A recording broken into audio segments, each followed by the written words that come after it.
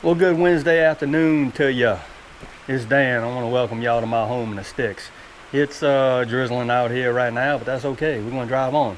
We're going to do something just a little bit different today. I think y'all going to like it. So y'all give me a second, and we're going to jump right into it.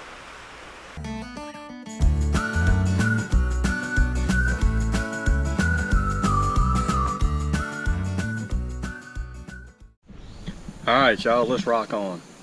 Mr. Scott over at the No Budget Homestead had reached out to me and asked me a question about my 4x4 raised bed and how I trellis my tomatoes. So I'm going to answer this question for you. Well, I'm going to answer your question for you right now, Mr. Scott, and let's rock on. I'm going to show you. Okay. All it is basically is, and all of this is reclaimed wood that I had on hand.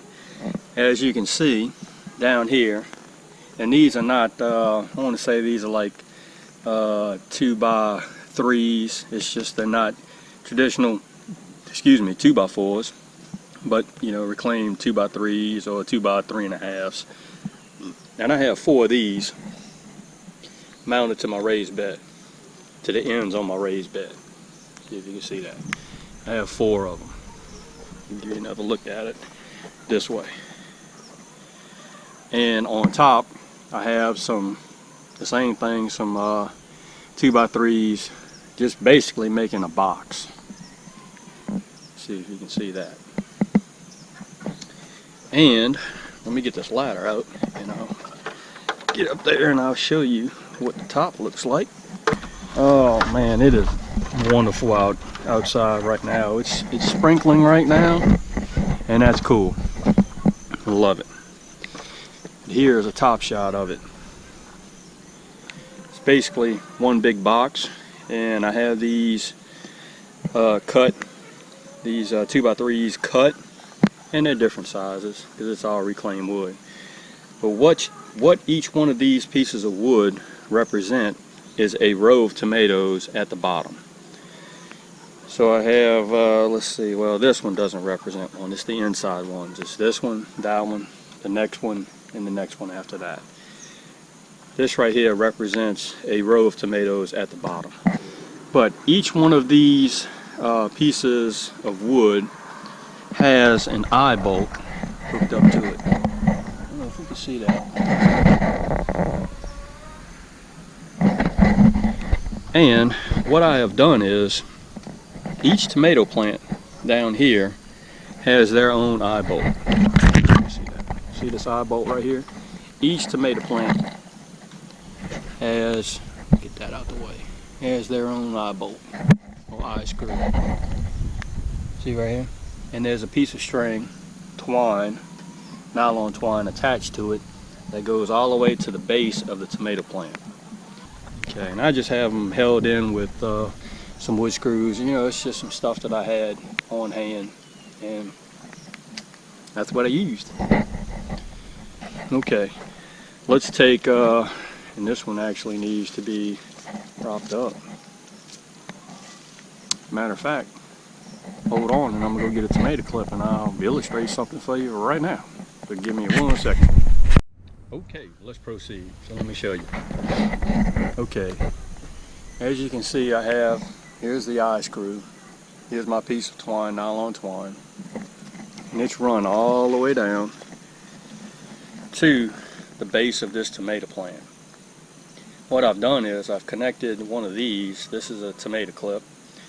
You can get these tomato clips off of eBay. These are the recycled tomato clips. They're fairly cheap. I think I got 1,000 of them for, I want to say $15 plus shipping. And I am on my, I want to say my 2nd year of using these clips over again. They're UV resistant and they last a long time. So what I've done is I've hooked one down at the bottom when this tomato plant first started growing. And the string is taut. I don't know if you can see that. See how taut that string is? And what it does in essence is it holds this tomato plant up straight. It causes it to grow straight. And as this tomato plant grows, it gets a little bit higher, I add a clip to the string And let me show you this. This tomato clip actually has a channel. I don't know if you can see that. There is a channel right here. And this string actually sits in that channel, and when you close it, it locks that clip into place. See how that works? Okay. As the tomato plant grew, I just kept adding clips. Now as you can see right here, he needs to be clipped up again. Well, he needs a whole bunch of stuff. This guy done went wild. Let's see if I can get him moved up into the middle. Let's see, bear with me. Going to take this guy and I'm going to clip him off. You saw how I did that. All I did was I added a clip, attached it to the stalk, and that's going to cause him to grow straight up. But as you can see, each tomato plant is trellised the exact same way. I want to say Mr. CB uses the same thing. I believe he uses tomato clips on all his tomatoes, and he uses twine or string of some sort to clip up his tomatoes. I believe he does the same thing, and they work. Here's another piece of wood with some eye bolts. I believe there's 3 or maybe 4. It's got a small eye bolt with some twine hooked up to it, tomato clip on top. And he's going to run all the way down to this tomato plant. And all I've done is repeat that process with each row of tomatoes. Let's see if I could demonstrate this and hold the camera at the same time. See how I'm taking it? And I'm just going to put this guy on there. So, in essence, really, each piece of, once you build your frame, you have your 4 posts up, and you connect all four posts together to build your box. You have the inside of the box to contend with. My suggestion is, if you decide to build something like this, you need to note where you're going to place your tomatoes at inside the bed. I guess it really doesn't really matter. I ran all of mine in this manner, each row.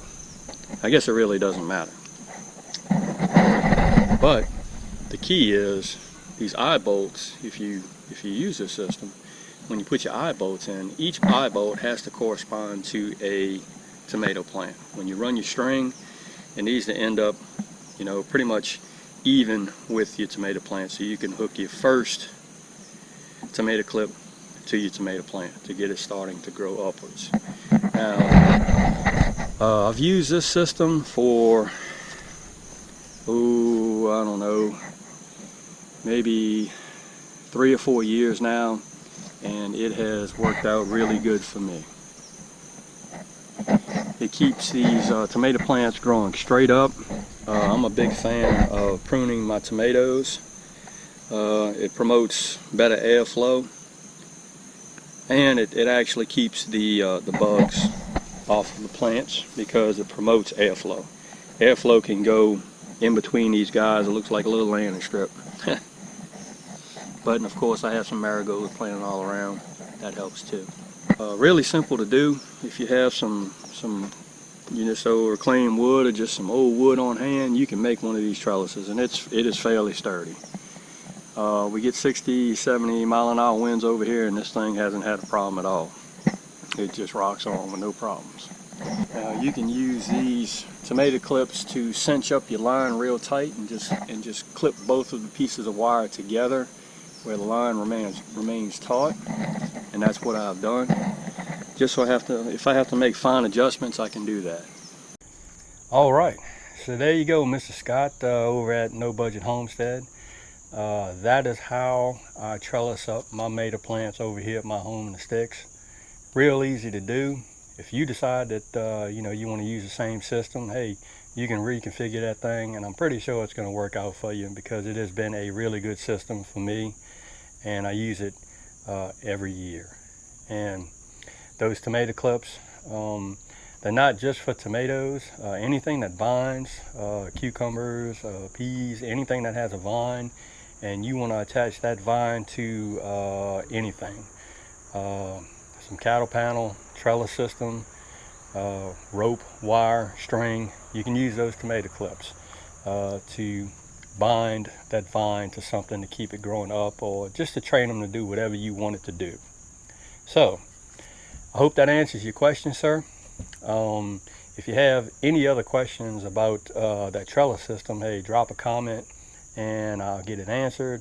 Or if you need another video on that, you know, maybe some particular angles, that's fine. I can do that too. I love making videos and I love answering questions. So y'all, if you like this video, hey, give it one of those. Sure do like those. If you want to subscribe, please subscribe. I love to have new folks come to the channel, just so I can share everything that I'm doing over here at my home in the sticks. So y'all, we'll see you and y'all in the next video.